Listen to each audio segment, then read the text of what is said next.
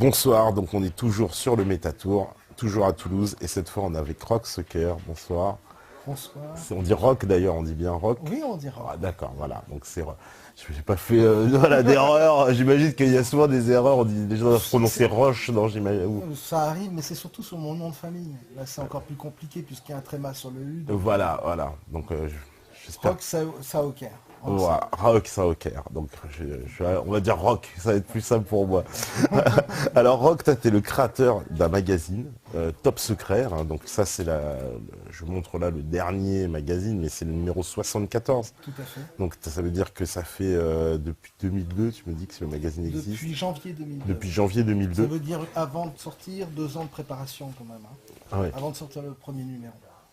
Donc un magazine qui traite, on va dire, de sujets vastes et qui dérangent, on va dire. C'est ça. Ce sont des sujets assez, effectivement, assez top secret, assez à la marge, quoi. Oui.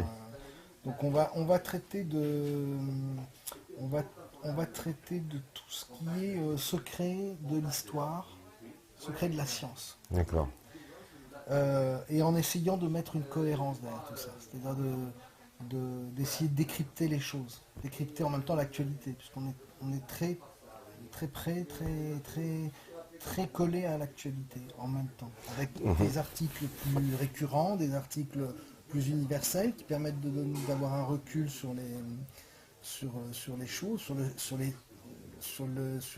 ce qui se passe, et puis quelques articles vraiment très en phase avec l'actualité. Et comment tu travailles? Parce que à chaque fois, on se demande comment tu vas puiser toutes ces informations. Enfin, sans nous donner les sources, bien sûr, Non, mais c'est pas. mais comment tu travailles En fait, je vais te dire, je me pose la même question tous les 2 mois. C'est vrai, hein. Tous les 2 mois, je termine à genoux mon numéro. Et tous les 2 mois, je me dis, mais qu'est-ce que je vais pouvoir bien mettre dans le prochain numéro? Je ne sais jamais. C'est ça un peu qui est difficile dans ce travail. C'est que tu es tout le temps sur la corde raide, quoi. Tout le temps à te dire, bah voilà, il faut regravir la montagne. Il y a Alors, la par matière, contre, j'ai envie de dire. par contre, voilà. Les secrets, les énigmes de la science et de l'histoire, c'est le sous-titre du magazine, sont inépuisables. C'est inépuisable. C'est-à-dire qu'en réalité, plus tu tires la ficelle, si tu veux rester logique et cohérent, plus tu vas tirer la ficelle, plus tu vas découvrir de choses. Puisque quand tu découvres un mensonge, en fait, il faut parler plus. L'histoire, c'est une quête de vérité. Mais en fait, ça veut dire défricher des mensonges, décrypter des mensonges, découvrir des mensonges. Parce que la vérité, elle appartient un peu à personne, si tu veux. C'est pas évident de dire ça y est, je tiens la vérité. Tu t'en approches à force de nettoyer les mensonges. Et on baigne dans un purin de mensonges, on baigne dans une fosse sceptique de mensonges. Le monde est comme ça. Donc c'est inépuisable, inépuisable. Et plus tu décryptes certains mensonges et que tu arrives à recaser les cases, puisque le magazine est conçu comme un puzzle, hein, plus tu allumes des petites lumières, plus tu vois loin dans la salle.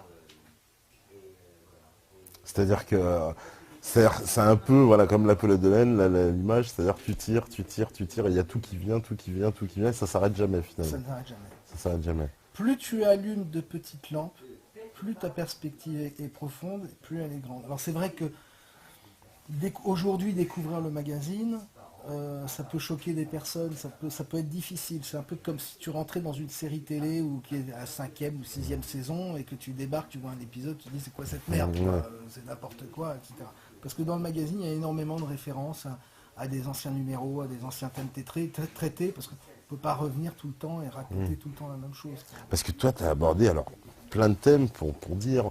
Tu as parlé des ovnis, tu as parlé du 11 septembre, tu parles allez, on va dire, de tout un tas de sujets qui sont, entre guillemets, des sujets d'Internet, qui sont très remués sur Internet, comme, voilà, d'ailleurs, on pourra en évoquer certains, comme, on va dire, allez, si on en parlait tout à l'heure, par exemple, les bases nazies en Antarctique. Ça fait partie des thèmes connexes au phénomène ovni. Parce que en réalité, donc, c'est vrai que le sujet, le cœur du magazine, c'est l'ovni, le phénomène ovni. Et moi, j'aborde la question de l'ufologie pas de façon orthodoxe. C'est-à-dire que le phénomène ufologique est prétexte finalement à démêler la corde du mensonge. Le phénomène ovni, ça touche le secret militaire, ça touche le secret scientifique, le secret politique et le secret de l'histoire de l'humanité. Pour toi, par exemple, il y a un lien entre les civilisations anciennes et les ovnis ou... Mais qu'est-ce que tu appelles ovni? C'est ça l'histoire.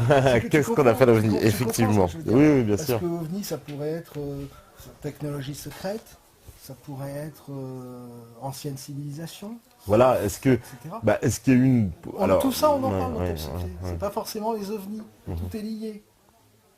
Tout est lié parce que moi, j'ai le périple qu'avec les lecteurs, on traverse tous ensemble, cette évolution vers la vérité, vers une certaine vérité, ou en tout cas une façon de voir le monde, on l'a fait, c'est évolutif. Au départ, j'ai démarré le magazine avec un niveau de connaissance qui n'est plus celui d'aujourd'hui. D'ailleurs,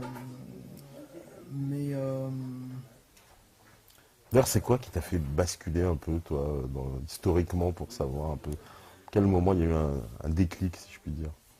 En fait, je crois que j'ai tout essayé pour ne pas faire ce magazine. J'ai tout essayé pour ne pas me mettre... C'est même plus la marche, c'est sur la tranche. En fait. Ce qui est confortable, la tranche, parce que c'est l'endroit où tu es le moins dérangé, finalement, parce que tu es plus visible. Bah oui, et ça te permet d'avoir une grande liberté. Hein.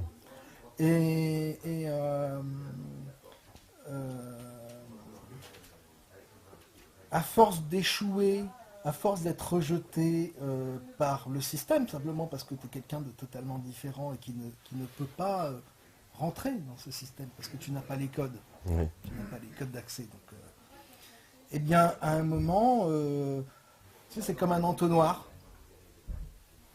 Et au bout d'un moment, c'est paf, tu es dans le chemin. Tu es dans le chemin qui est le tien.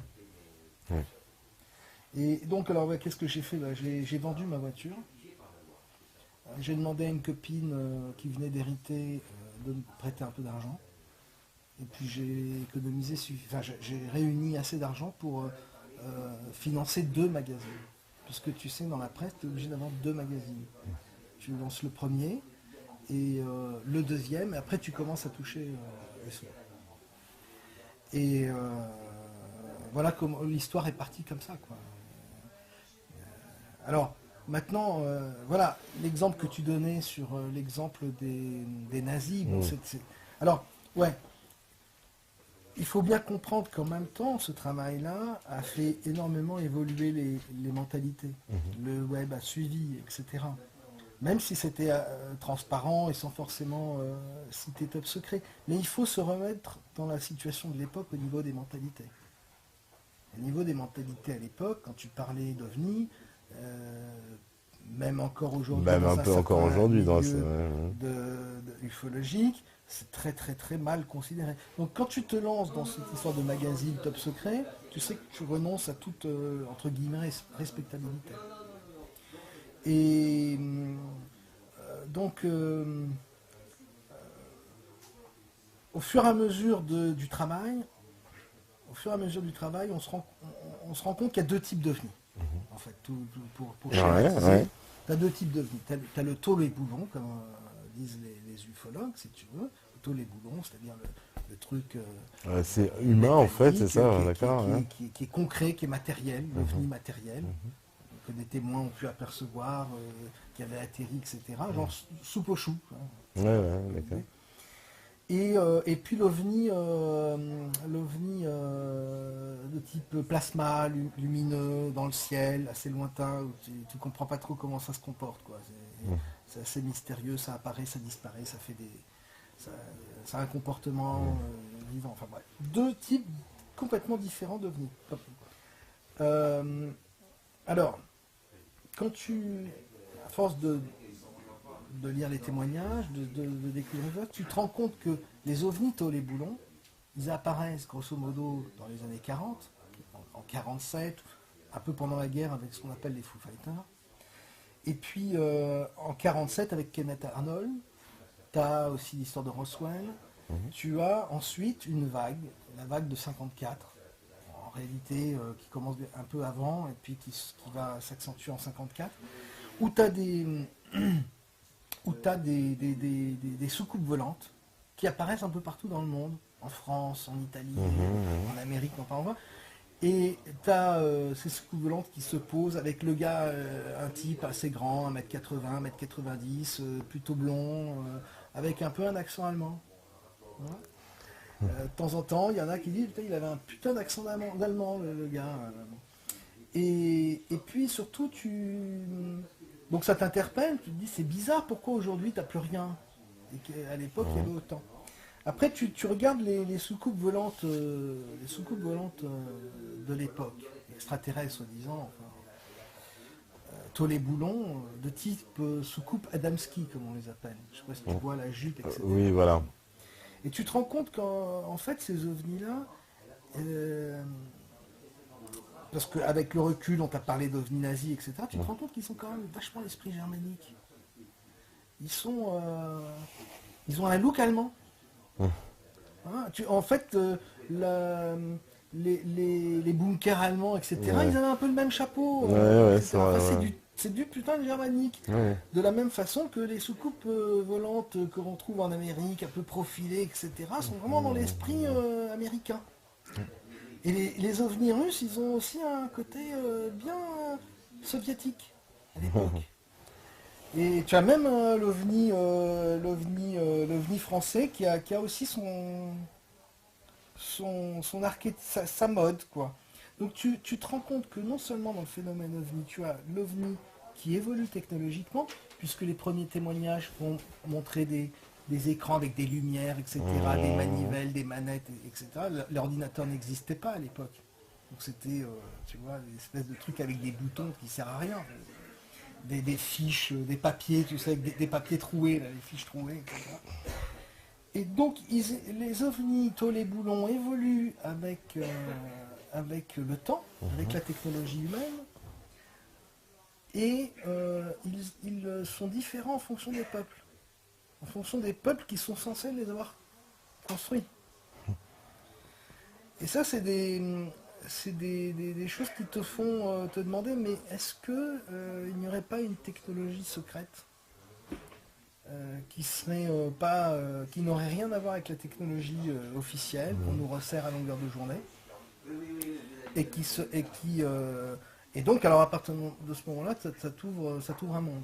Tu commences à te rendre compte que le mensonge il va vraiment très très loin. On trouve aussi. C'est-à-dire qu'il aurait pu avoir donc tu penses qu'il y a quoi, un espèce de programme militaire? Parce que qui c'est au mannequin des militaires? Absolument. Alors c'est-à-dire que là, donc, tout ça c'est pour revenir à ton histoire des bases charbonnement et compagnie. Donc il y a quand même quelques documents, etc., qui apparaissent sur ce phénomène des ovnis nazis. Il y a pas mal de choses qui indiquent que les nazis sont partis vers l'Antarctique. En particulier, alors il y a une expédition, je crois, qui date de 47, voilà, c'est 2 ans. De l'amiral Byrd, qui revient, en fait, et avec une armada, il part en Antarctique, puis il revient avec, je crois, il reste quasiment plus rien. Absolument, ils partent à 4000, ils reviennent voilà. À 400. À 400, en gros, voilà. Puis surtout, il y a une chape de plomb, et l'amiral Byrd déclare dans la presse, avant d'être ensuite mis au secret, que la prochaine guerre verra des engins volants qui passeront d'un pôle à l'autre, etc. Voilà, il fait une déclaration comme ça. Mais c'est surréaliste cette affaire quand même. Alors ça c'est le début de l'affaire, c'est-à-dire que tu commences à démêler. Voilà, c'est la petite bobine qui se déroule. C'est que déjà tu te dis, bon, alors peut-être que le phénomène OVNI, c'est pas seulement la soupe au chaud. Hein, peut-être autre chose. Il y a peut-être autre chose. C'est-à-dire que, en réalité, imagine tout de suite l'humanité avec une invention qui s'appellerait l'antigravité. Imagine. C'est-à-dire que ce n'est plus l'humanité que tu es en train de voir aujourd'hui. Le jour où on est libéré de la gravité, on n'a plus la même, on n'a plus les mêmes problèmes, quoi. On n'a plus la même perspective. Cette technologie, si on connaît un peu le travail de Tesla, on se rend compte que elle était très à la portée de l'humanité à la fin du 19e siècle, déjà. C'est pour ça d'ailleurs qu'avec à la même époque que Tesla et de son rêve qui était de créer L'énergie libre. l'énergie libre et puis surtout l'engin anti-gravité. D'accord. C'était son rêve, hein. C'était plus que l'énergie libre. Parce que La vraie ambition de Tesla, c'était de créer entre guillemets, ce qu'on appelle aujourd'hui un ovni. Parce que ça veut bien dire que l'antigravité, c'est quoi? C'est un appareil qui va nous enlever, on va dire, les lois de la gravité. Donc ça nous permettrait de nous déplacer n'importe comment, hyper vite, Parce que etc. d'un coup, au lieu d'avoir un problème de territoire, de trucs, tu peux aller coloniser déjà d'autres planètes. Aller chercher des minerais ailleurs. Tu n'as plus du tout les mêmes problèmes économiques qu'aujourd'hui sur une terre limitée. Et supposons que ça existe déjà. Tu te dis, le mensonge est encore plus fort.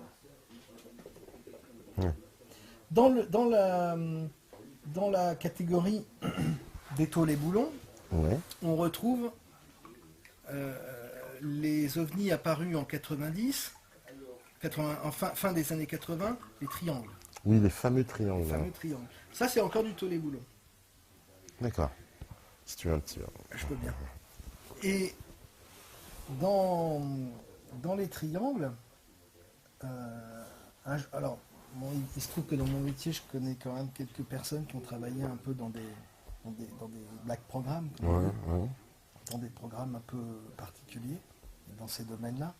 Et un jour, j'ai une conversation avec un ami qui me dit au téléphone, qui m'explique au téléphone, il me dit, mais je lui dis, alors c'est quoi ces triangles? Je lui dis, voilà, je t'explique. Les ovnis fonctionnent sur la base d'un gaz mercure ionisant qui tourne. Les soucoupes volantes, le gaz tourne comme ça permet d'atteindre l'antigravité, de créer un phénomène d'antigravité. Mais on est limité en taille avec le côté soucoupe volante du diamètre du gaz qui tourne comme ça. On est limité en gaz. On ne peut pas faire une soucoupe énorme parce que le gaz mettrait trop de temps à tourner. Et il ne créerait plus le phénomène d'antigravité. Et alors moi je ne suis pas scientifique, mais je vais raconter, je pense que tu comprendras l'astuce. Il me dit les triangles, l'avantage des triangles, c'est que le gaz il tourne comme ça dans des cylindres. Et tu mets 3 cylindres, 2 comme ça et un derrière. Et le gaz tourne comme ça, à l'intérieur. Il m'a expliqué le fonctionnement, lui c'était un grand scientifique, hein, le fonctionnement de cette antigravité sur les triangles. Et il me disait, l'avantage c'est que tu peux faire des vaisseaux de plusieurs kilomètres. Aucun problème, le gaz tournera toujours aussi vite. Et il me dit, Rob, tu veux que je te donne la preuve de ce que je te raconte? C'est que tu verras jamais un seul témoignage de gens qui ont vu des triangles te raconter que le triangle à un moment, il a fait marche arrière. Il ne peut pas faire marche arrière, parce que tel que le processus scientifique d'antigravité est constitué dans les triangles, il n'y a qu'une pointe en face. Donc rien pour le propulser de l'autre côté. Et toi, tu as été vérifié, tu as vu, il n'y avait aucune déclaration de marche arrière, ça n'a jamais arrivé. Ça n'a jamais arrivé. Les triangles peuvent faire ça, aller en avant, mais marche arrière, ils ne connaissent pas. Ils ne peuvent pas. C'est énorme, d'accord. Et le GEPAN, qu'est-ce qu'on doit en penser en France de ça? Le GEPAN, qu'est-ce que tu vas en penser? Ils font leur travail, c'est une petite équipe qui font comme ils peuvent et je crois qu'ils sont... Ce qu'on peut en penser, c'est que en fait, je crois qu'ils n'ont pas les dossiers les plus brûlants, quoi. Ils mettent en poste des gens qui sont bien à leur poste, bien dans leur boulot. Et qu'est-ce qu'on peut penser, alors, puisqu'on est dans les sujets comme ça, des crop circles? Non, parce que moi, ça m'intrigue. Ouais, C'est vrai, c'est faux, c'est un fake, ça existe. On voit des photos, voilà, on a tous vu ces photos assez hallucinantes où voilà, on a reproduit carrément des dessins, des fois de façon hyper précise, bon, c'est une blague, c'est quoi? Non, alors comme toute chose, comme tout phénomène, il y a la contre-mesure. Si les crop circles sont vraiment authentiques à la base, vraiment d'une intelligence extérieure, forcément, il y a une contre-mesure de crop circle qui vont être faux, pour semer le doute, pour semer, pour désinformer, si tu veux. Donc il y a ces deux phénomènes en matière de crop circle. Il y a des vrais Je défauts. pense qu'il y a des vrais et des faux. Alors après, moi je ne rentre pas dans le problème des crop circles parce que c'est un os à ronger. C'est-à-dire que le milieu des crop circles, tu peux pas savoir s'ils sont enragés. Ah ouais. Ouais, c'est la guerre. C'est la guerre. Non, celui-là est faux, celui-là est vrai, etc. C'est très compliqué. Mais on voit des formes des fois extrêmement complexes. Non, mais Comment tu peux c'est- faire ça avec des micro-ondes. Tu peux faire des... Alors tu as trois types de crop circles. Tu as les crop circles qui sont faits avec des planches, effectivement, les plus simples. Et puis après, tu peux faire des crop circles avec des micro-ondes à partir de montgolfières ou de dirigeables, à partir de satellites directement. Ah ouais. Oui. Mais il faut avoir quand même une arme puissante pour faire ça de haut quand même. Mais voilà, il faut bien que tu comprennes, t'es pas que... t'es comme... tu fais partie du bétail, du troupeau, et que tu n'as pas vu la lumière. Tu vois. C'est-à-dire qu'on ne nous a pas montré la lumière. Donc, comment tu sais pas ce qui se passe chez ton voisin qui habite à 500 mètres de chez toi? Ouais. Eh ben c'est pareil. Si on te dit pas, Ouais, bien sûr. c'est tout.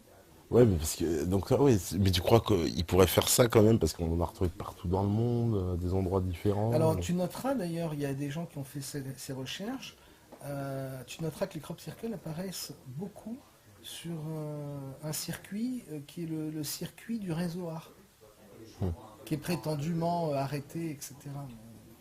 D'accord. Ouais. Non, C'est intéressant. Et puis l'autre chose qu'il faut que tu saches sur les crop circles, c'est que 80% des crop circles, mais en tout cas en Angleterre, naissent dans des terrains militaires. Ça se passe dans des terrains militaires qui sont loués à des agriculteurs. D'accord. Ah bah. Donc c'est pour ça qu'on y voit beaucoup d'hélicoptères militaires qui font les exercices, etc. Ouais, au-dessus de ouais, ces ouais. champs. Mais aussi en même temps, comme c'est des terrains militaires, ça permet à l'armée de faire des expériences. Parce qu'il y en a beaucoup qui ont mesuré le taux de magnétisme et tout, qui augmentait dans les crop circles et on a observé que les tiges aussi étaient pas cassées mais simplement couchées. Que Non, mais c'était- il y a des grands spécialistes du domaine. Moi, c'est ce que j'appelle un os à ronger. C'est-à-dire que tu peux passer ta vie à étudier les crop circles, t'en ressortiras rien. Ouais, on n'aura jamais de réponse vraiment. Ouais. C'est pour ça que moi, ce qui m'intéresse, et ce que j'essaie de faire avec Top Secret, c'est d'apporter une vision globale de l'humanité, de ce que nous sommes, dans quoi nous baignons. Parce qu'on parlait tout à l'heure de l'histoire des nazis, etc., avec Schwabenland, mais c'est anecdotique, c'est-à-dire que ces engins d'antigravité, etc., hérités de la technologie de Tesla, puisque déjà à l'époque de Tesla, on retrouve des bateaux. Ouais. Il y a des témoignages de gens qui ont vu des vaisseaux, tu vois, des voiliers dans le ciel, etc. Mais tu te dis, mais si, il y a un mec qui invente une caisse, un moteur qui te crée de l'antigravité, il va vouloir voler, se déplacer avec. Qu'est-ce qu'il va le mettre où, son machin? Bah, c'est vrai qu'un bateau, c'est idéal. C'est idéal, parce que tu es dedans, c'est assez confortable, tu vas pas tomber, tu peux même dormir dedans, etc. Ouais. Et, Ouais. l'autre chose que par rapport toujours au Tolé Boulon, etc., on en voit beaucoup moins de ces témoignages de ces grands mecs qui sortaient des ovnis, qui demandaient leur chemin, Oui. où est-ce que je suis, tu sais, avec un accent, machin, et Ouais, tout ça. ouais, ouais. Mais simplement parce qu'à l'époque, il n'y avait pas le GPS. Le GPS n'existait pas, donc ils étaient au stade des expériences. J'ai vu aussi, je sais pas si tu avais. Ça, c'est pour les ovnis Tolé Boulon. Hein, Ouais, on avait vu, il y a eu une, comment dire, c'était en Russie dans les années 90. Peut-être tu connais cet événement-là. Toute la ville a vu atterrir donc des ovnis, des hommes sont descendus avec des enfants qui avec des enfants dans un parc, exactement, Ouais, exactement. ouais. Donc c'est ça aussi, ça. Donc ça c'est parmi les nombreux faits répertoriés qui sont quand même assez étranges. Ouais, Je te disais, on les voit moins parce que maintenant c'est au point. Donc, ces engins-là des années 50 ont disparu parce que les mecs n'ont plus besoin de faire des essais sur Terre, ils les font ailleurs. D'accord. On a vu les triangles, c'était en 90. Pourquoi? En 89, 90? Parce qu'ils faisaient des essais, c'est les débuts des triangles. On en voit beaucoup moins maintenant. Ils sont ailleurs. Autre exemple, les ovnis, souvent tu les voyais avec des tentacules. Des tentacules. des espèces d'aspirateurs, des pinces, etc. D'accord. Moi j'ai longtemps réfléchi, je me suis dit mais pourquoi ces ovnis? Bon, j'ai vraiment fait une réflexion sur ces trucs de tous les boulots. Et puis après, tu arrives à la réponse, c'est-à-dire qu'en réalité tu te dis mais oui mais dans les années 50, la NASA n'avait pas encore inventé ces combinaisons anti-radiation, etc. Donc les mecs qui pouvaient voyager avec leur soucoupe, aller voir Mars et aller ailleurs, ils ne pouvaient pas sortir. Donc quand tu veux prendre des échantillons pour pouvoir les analyser, etc., il te faut des tentacules, il te faut des... Il n'y a plus aujourd'hui. Les ovnis n'ont plus ça. Alors ça permet de dérouler la bobine. Pareil par rapport à l'Antarctique. L'Antarctique mène à la théorie de la Terre creuse. Ouais. Et quand tu commences à étudier la question de la Terre creuse... Alors, pour remettre pour nos auditeurs, même s'il y en a qui savent, donc il y aurait... la Terre serait creuse, et j'ai entendu parler d'une cité qu'on dénommerait Agartha, enfin bon, voilà. Voilà, mais bon, il y aurait une civilisation à l'intérieur qui vivrait à l'intérieur de la planète, ce serait ça. En tout cas, il y aurait... Quand tu es dans une maison, tu vis pas sur le toit. Les planètes, peut-être qu'en fait, elles n'ont jamais été faites pour qu'on vive à la surface dehors. Peut-être que c'est tellement mieux à l'intérieur. Ouais. Bah, semble-t-il, ce serait plus protégé. Des radiations, déjà. Ouais. Et... mais bon, sans entrer dans ce genre d'histoire, parce que là, il y a plein de trucs New Age, et il y a beaucoup de délire. Tu confirmes l'histoire, elle a commencé avec un pilote de l'armée américaine qui a survolé le pôle Nord. Voilà, c'est indéniable. Il en a parlé, la Terre, l'horizon inconnu, etc. Une autre Terre. Il a vu des choses avec des animaux préhistoriques, des mammouths, etc. Ça, effectivement, ça je confirme. Par contre, après, il y a eu son journal de bord. Là, c'est beaucoup plus douteux, quoi. Là, ça ressemble à de la théorie fumeuse. Le journal de bord, tous les documents de l'amiral Byrd ont été escamotés par le FBI. Et tu confirmes aussi que les nazis, pendant la guerre, un peu façon, bon, ça va rappeler un film, mais c'est l'Arche perdue de Spielberg. On voit les nazis qui recherchent l'Arche perdue, mais semble-t-il que Hitler avait envoyé tout un tas d'expéditions, y compris au Tibet. Bien sûr. Voilà. Bien sûr. Et il cherchait, semble-t-il, la porte de cette... parce qu'il y a quelques portes sur la Terre pour accéder... Complètement dans cette voilà. Et les moines tibétains seraient les gardiens, justement, un peu de cette... Il y a une porte au Tibet. Voilà. Une porte au Tibet, effectivement. Donc certains... il y aurait une porte au Tibet, donc certains, effectivement, pensent que les moines tibétains, certains moines tibétains initiés connaissent cette porte. Enfin bon, on est dans le domaine, dans un domaine vraiment hautement secret. Là, je n'ai pas oui, parce qu'il y a eu, ça aussi, tu dois savoir aussi certainement qu'Hitler, pendant la Seconde Guerre mondiale, il avait une série de moines tibétains qui étaient à Berlin, qui étaient sous haute protection apparemment, comme des... Oui, jusqu'au bout. Jusqu'au bout, jusqu'à l'arrivée des Russes, je crois qu'ils étaient là encore. Non mais attends, Hitler, effectivement, on est là avec Hitler au cœur du secret. C'était quelqu'un qui... C'est une autre façon de voir le monde. Ils avaient changé complètement le paradigme de vision de la réalité du monde. Voilà, c'est vraiment deux conceptions du monde qui s'opposent. C'est des forces antagonistes. C'est là où ça te montre que le monde dans lequel nous vivons est beaucoup plus complexe que ce qu'on a bien voulu nous faire croire. Ouais. Et l'histoire de la Terre creuse, on va dire c'est ridicule, etc. Moi, j'ai eu pas mal de scientifiques qui m'ont dit c'est ridicule, c'est pas possible, la Terre, avec la gravité, il faut que le noyau soit ceci et cela. Et puis d'autres scientifiques qui se sont mis à faire des calculs et qui se sont dit mais ça marcherait aussi bien. Parce qu'en réalité on parle toujours de la Terre comme un corps qui tourne autour du Soleil. D'accord ? Donc il se serait formé, c'est des poussières qui se seraient agglomérées par la gravité, autour d'un noyau en fusion. D'accord ? Sauf que ça c'est le schéma de la création de la Terre. Mais on oublie toujours un détail. C'est que la Terre elle tourne sur elle-même. Et donc là, il n'y a plus que la force de gravité, il y a aussi la force d'inertie. La force centrifuge. Centrifuge, ouais. Et il y a un moment où la force centrifuge et la force de gravité s'équilibrent, et c'est là où ça crée la croûte terrestre. Là au milieu, c'est du vide.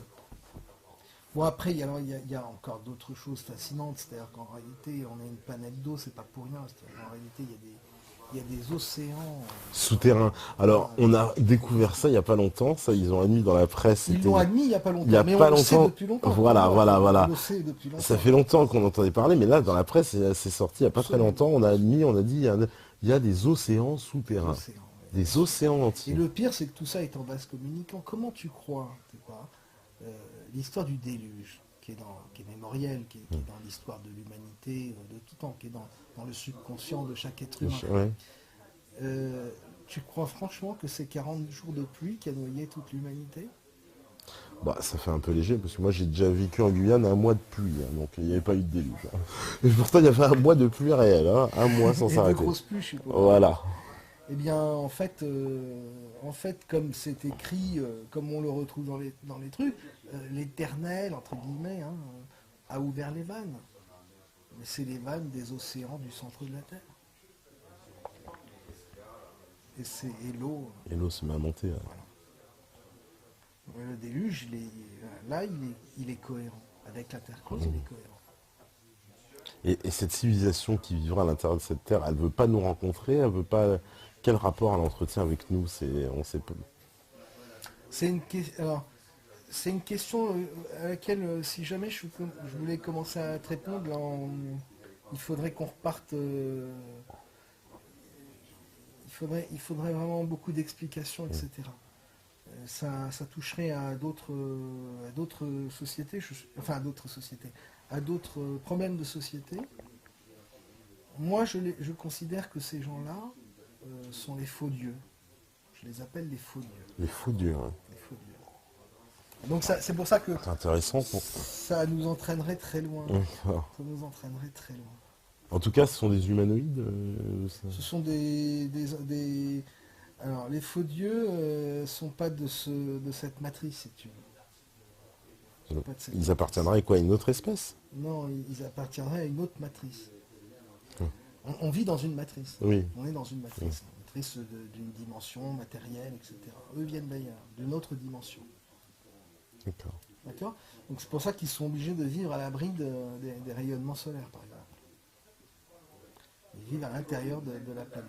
Enfin, c'est un peu bizarre, c'est une cohabitation avec l'homme. C'est compliqué de rentrer dans ce genre de considération, c'est vraiment très compliqué. Mais est-ce qu'on peut envisager, comme certains l'ont évoqué, que des entités extraterrestres entretiennent des rapports avec des gouvernements, voire négocient avec certains gouvernements? On l'a entendu dans le cas des États-Unis où beaucoup, alors évidemment ce projet de disclosure qui est un peu mis en cause, mais ils n'étaient pas quand même les premiers ni les seuls à dénoncer et dire que par exemple le gouvernement américain a accepté l'établissement de certaines bases en fait extraterrestres en échange de technologie. Est-ce que c'est crédible, ça tient la route ou pas?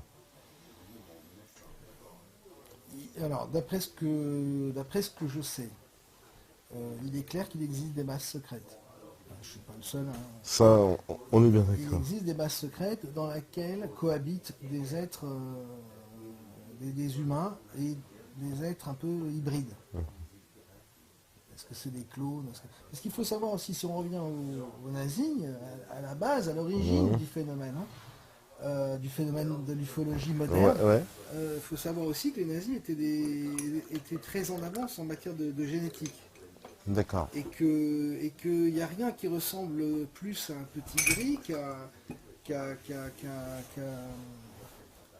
un être humain qui aurait été hybridé, qui aurait été modifié génétiquement.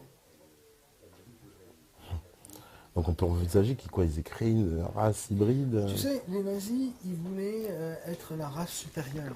Oui. Ils voulaient être la race des maîtres. Et les maîtres, ils ont besoin d'esclaves. D'accord ? Et donc, créer une race d'esclaves, de robots biologiques, ça paraît tout à fait logique.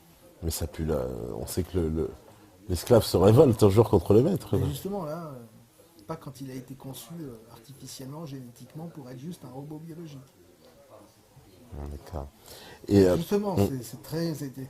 Alors, mais je dis ça, je n'en sais rien, j'ai aucune preuve de ça. Ce sont des réflexions, des hypothèses de travail, des possibilités qui permettent d'expliquer certaines incohérences du système. Et ces accords qui ont pu être passés dans des bases secrètes, etc., ont pu être avec des nazis. Le côté extraterrestre, soupe aux choux, Star Wars est un leurre. C'est un enfumage, si tu veux. Faut bien comprendre qu'on... Enfin, je dis ça, je sais que je vais choquer même parmi mes lecteurs, mais ils savent aussi qu'il y a d'autres types... Alors, on parle vraiment des taules et boulons. Il y a d'autres manifestations qui sont celles-là millénaires et qu'on retrouve même dans certains témoignages égyptiens ou ailleurs. alors, justement... Là, on parle vraiment de l'après-guerre. Oui, voilà. On est vraiment dans ce truc. Mais justement, c'est les anciennes civilisations qui ont tout un côté très mystique et on va dire une relation justement à une cosmogénèse à chaque fois qui, on va dire, qui parle d'être venu du ciel, de technologie, que ce soit en Amérique du Sud avec même Quetzalcoatl, puisqu'il arrive du ciel, etc. Que ce soit les Sumériens, les fameux Anunnaki, etc. On parle aussi, mais qu'on connaît moins, mais c'est un peu aussi les aborigènes. Je suis intéressé, et aussi dans leur cosmogonie, cosmogénèse, pardon, ils ont une espèce d'être qui vient du ciel et qui leur donne la vie, etc. Et qui leur apporte la connaissance et la civilisation à chaque certaines connaissances d'ailleurs tout à fait mystérieuses. Comment est-ce qu'ils pouvaient savoir certaines choses au niveau des étoiles? Oui, bien sûr, oui. Oui, puis bien sûr, que ce soit en Amérique du Sud, on a constaté ça, et puis même en Afrique, chez les aborigènes. Effectivement, ils ont des connaissances astronomiques à chaque fois qui dépassent le niveau des sciences théoriques qu'ils devraient avoir, quoi. Tout à fait. Et ça, comment ça peut s'expliquer? C'est une rencontre? Il y a une rencontre, c'est possible?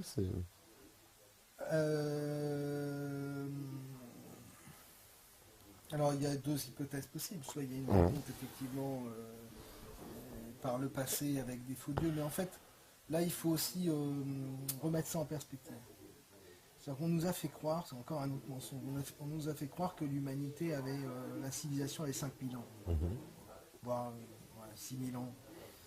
Il faut imaginer que la planète officiellement a 4 ou 5 milliards d'années d'existence. C'est imaginer une chose pareille que l'humanité a 5 000, enfin la civilisation à 5000 ans, c'est une aberration. Donc on sait que rien ne perdure sur Terre, il y a tellement de mouvements. Donc alors, des rencontres, c'est possible, et puis aussi des évolutions de civilisation par le passé, avec des héritages, et un savoir qui se transmet. Par exemple, voilà, je pense tout.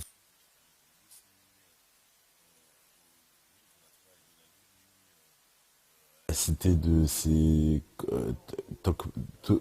Göbekli Tepe en Turquie. C'est des, je sais pas, c'est des trésors d'ingénierie à une époque où l'homme n'est pas censé. C'est absolument extraordinaire, effectivement. C'est en contradiction totale avec la version officielle de l'histoire. Parce qu'il y a un gros mensonge. Après, il faut se poser la question à savoir pourquoi ce mensonge. Oui. Toi, tu as une réponse à ça? Justement, pourquoi ce mensonge sur l'histoire comme ça? Bah oui.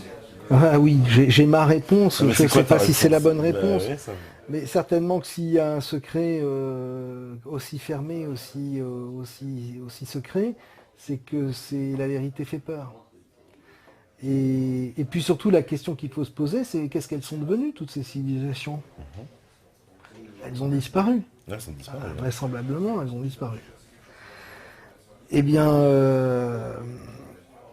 si elles ont disparu, ça veut dire que ça peut nous arriver demain. D'accord? Oui, tout à fait. Ouais. Et en plus, ça avait l'air d'évoluer, donc ça veut dire ça. Donc, on ne veut pas trop nous appuyer là-dessus sur le fait que ces civilisations ont été aussi avancées qu'elles ont disparu, parce que ça va forcément nous amener à réfléchir sur notre finalité à nous. Et surtout, ça va nous amener à nous dire que des civilisations qui étaient aussi avancées, aussi technologiques, aussi puissantes, qui disparaissent, pourquoi, comment? Et donc là, tu commences tu commences encore une fois à rentrer dans un autre pan de vérité de l'histoire, avec des échéances ça va rejoindre les problèmes de ressentisme et tout ça, les questions de... Les fameuses questions de ressentisme qu'on a abordées juste avant, en plus, Voilà. avec Pierre Dortier. Exactement. Et, Parce que l'affaire du ressentisme, c'est une chose qui me semble, moi, par rapport à mes contacts, assez établie au niveau archéologique, au niveau des vestiges historiques qu'on peut avoir. C'est vrai que il y a quelques exemples comme ça qui sont assez flagrants d'un problème qui s'est passé au moment du 5e siècle et qu'on retrouve au 14e. Et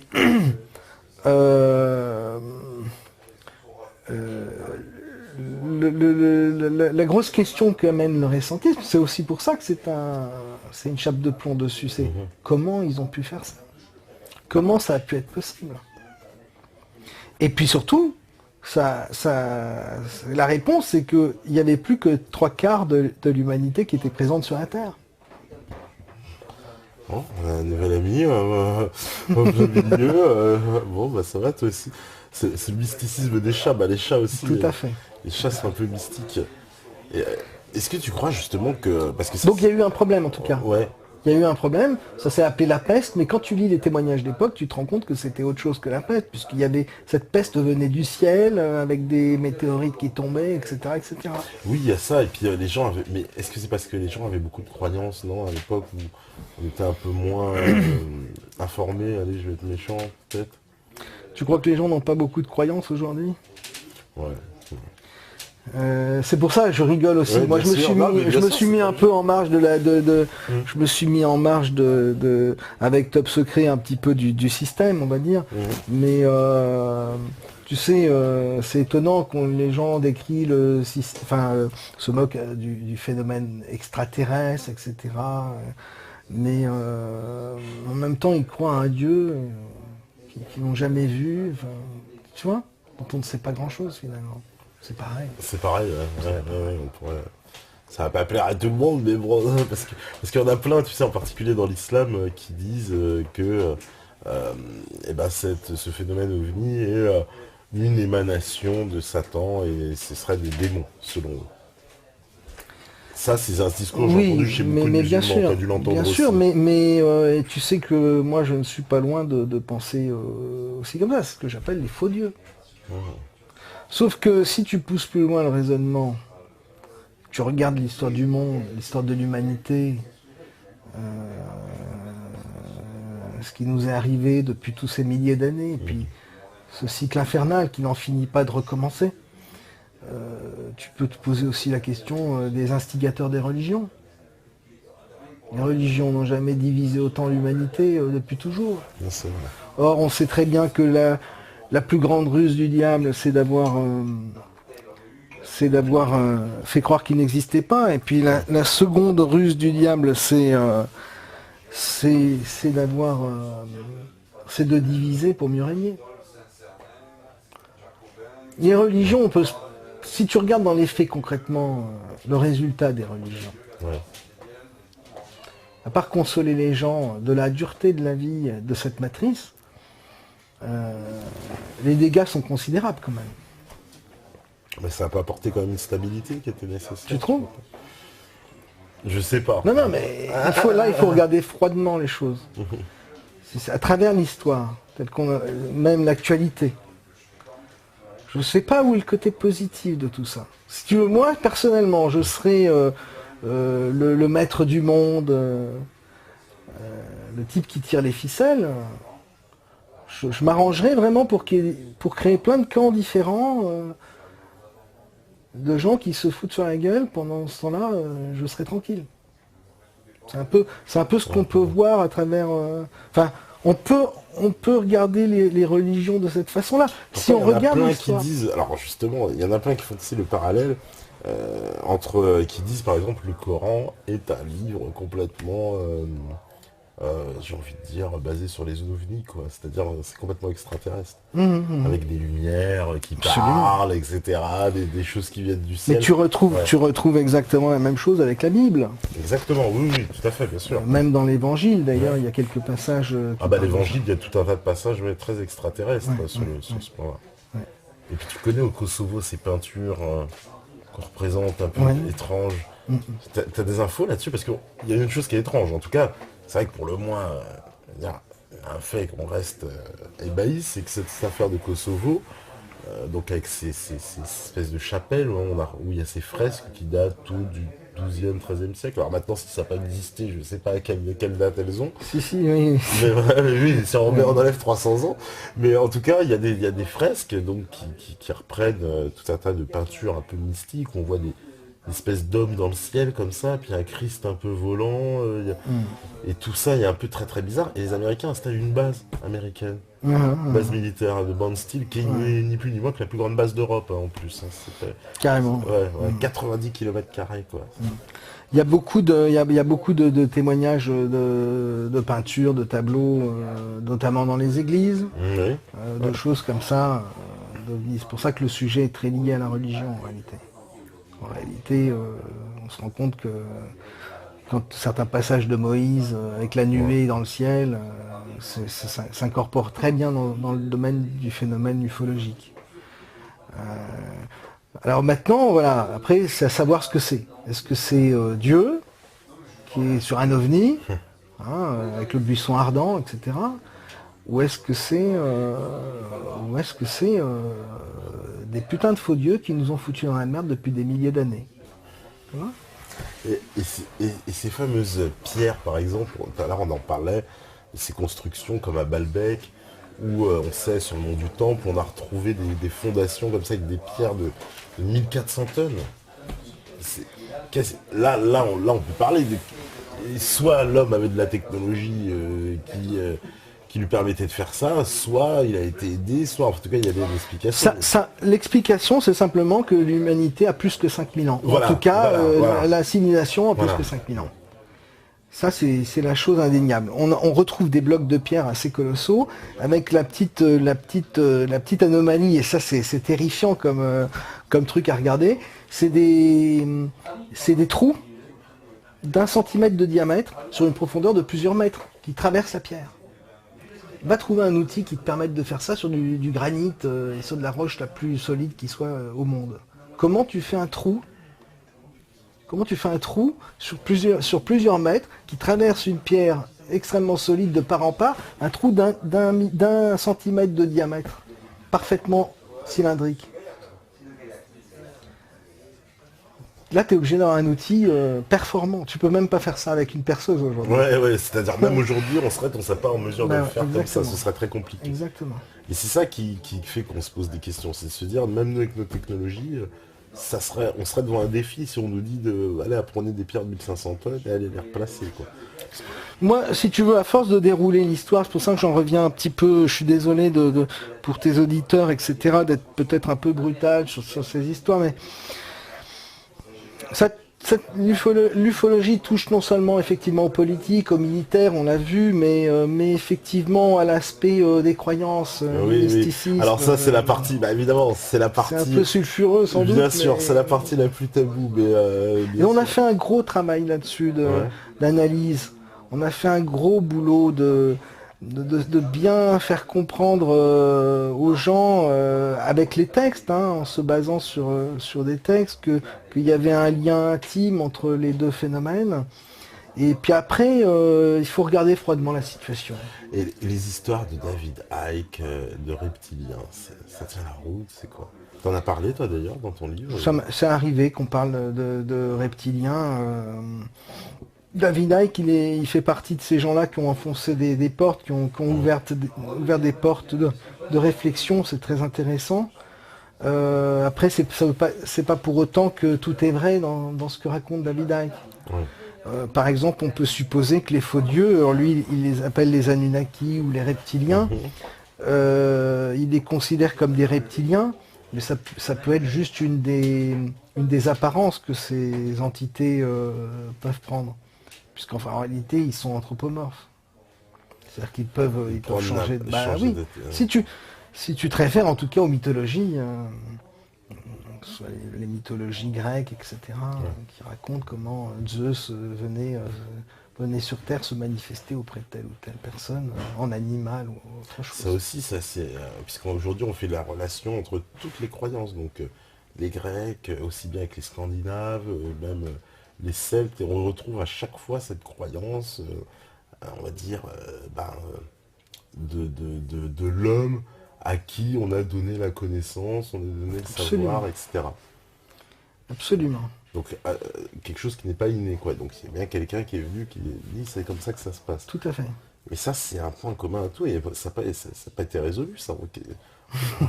Enfin, toi, t'as peut-être une... Non, mais je n'ai rien résolu, non. Non, mais t'as peut-être une idée. Il est tard et... T'as peut-être une idée, non, pas d'idée. Ouais, mais oui, bah, on a... Sans marcher sur des œufs, je sais, on marche sur des œufs. On a forcément des idées, mais ça nous entraîne à revenir aussi sur l'histoire du récentisme et de la question que je te posais tout à l'heure, à savoir comment est-ce qu'ils ont fait.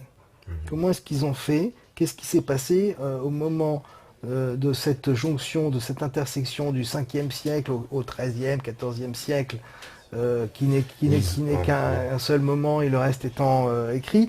Qu'est-ce qui s'est passé pour que l'humanité disparaisse, pour qu'une grande part de l'humanité disparaisse? Donc, il s'est passé une catastrophe, un cataclysme, le fameux déluge, si tu veux, qu'on connaît, mais dans une autre version.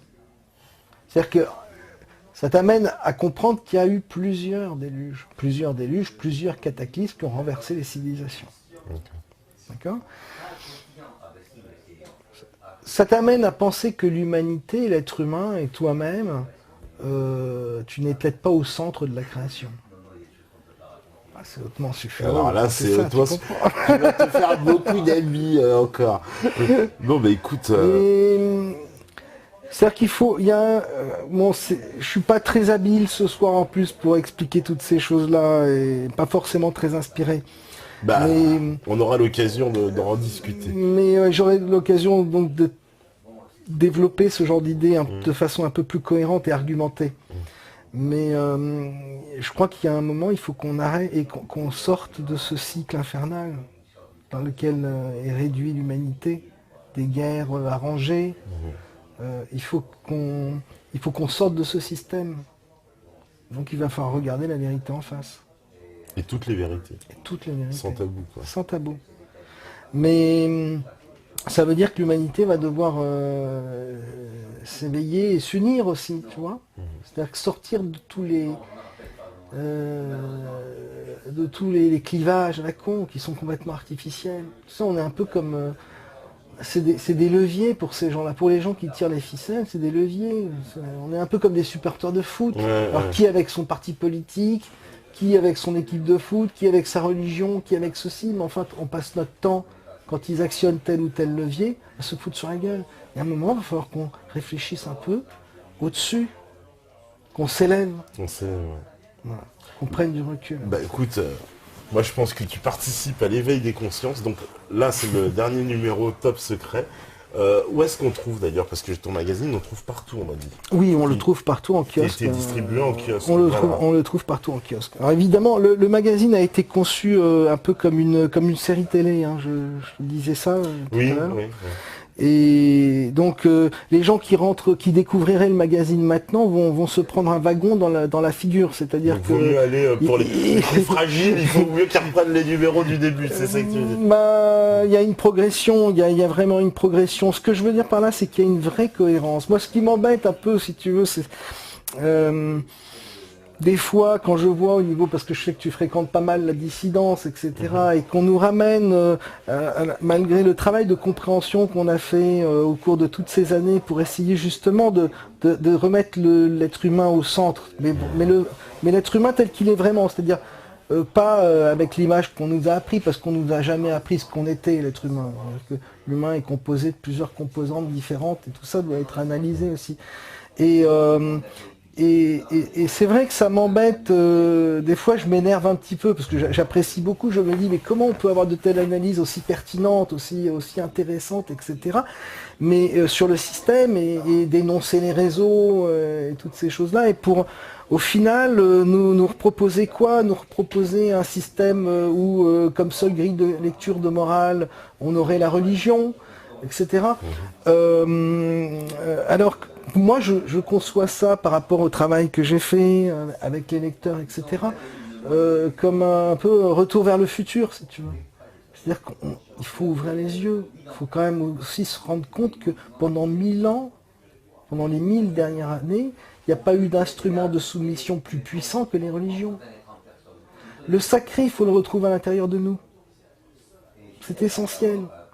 Il n'est pas dans les dogmes. Dieu en a rien à foutre qu'on mange du poisson le vendredi. Tu comprends? Ouais, je comprends tout Le à fait. sacré, il est en nous.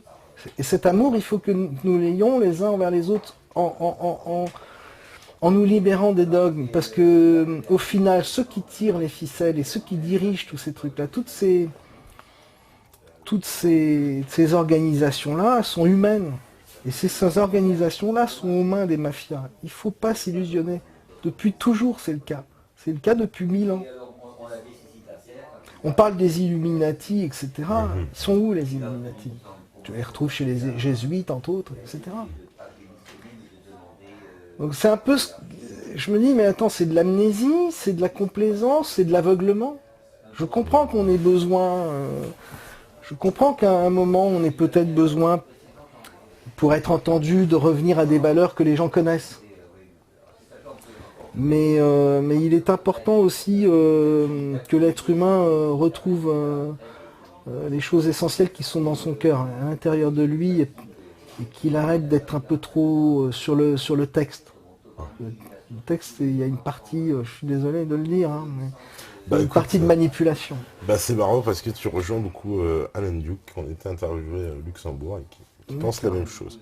Qui dit de s'éloigner un peu des textes, d'aller puiser en soi pour retrouver les réponses en soi d'ailleurs. Absolument, mais absolument. Le pouvoir est en nous. Ouais. Mais nous, c'est plein de choses. C'est plein de choses. On aura l'occasion, si tu veux, t'es pas dans reparler. Oui, parce que voilà, de toute façon, Rock Sucker, on se donnera une autre interview, c'est promis en plus.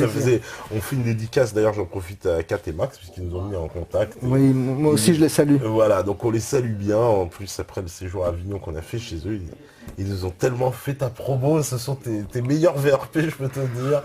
Et en tout cas... Ce soir, c'était une première. Oui. On a défriché un terrain. On a défriché, on a fait du gros bourrinage, si tu veux. Parce qu'il y a gros boulot, et on était avec les gros tracteurs. Tu sais, je suis du Gers. Alors, et après...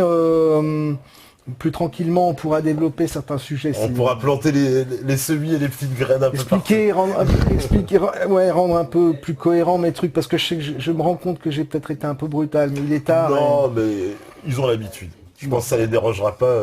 Brut de décoffrage, ça mais ne renversons pas un système pour créer un système identique du passé. D'accord, ça c'est essentiel, vraiment, vraiment. Voilà. Écoute, je pense que le message est passé.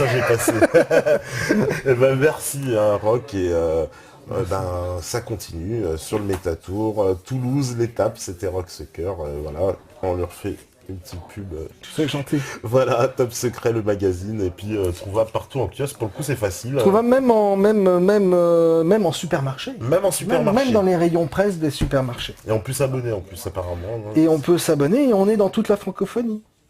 Voilà, oui, parce que j'ai vu qu'il y avait marqué Canada, Belgique, Luxembourg, Suisse. On est également en Afrique. D'ailleurs, je crois que Alan Duke aussi est un adepte de ton magazine. Tu vois, je fais des nombreux fans. Je suis désolé de ne pas avoir pu être plus clair que ça ce soir, mais il y aura d'autres, et je vous le promets. Bon. Merci à tous, ciao. Au revoir.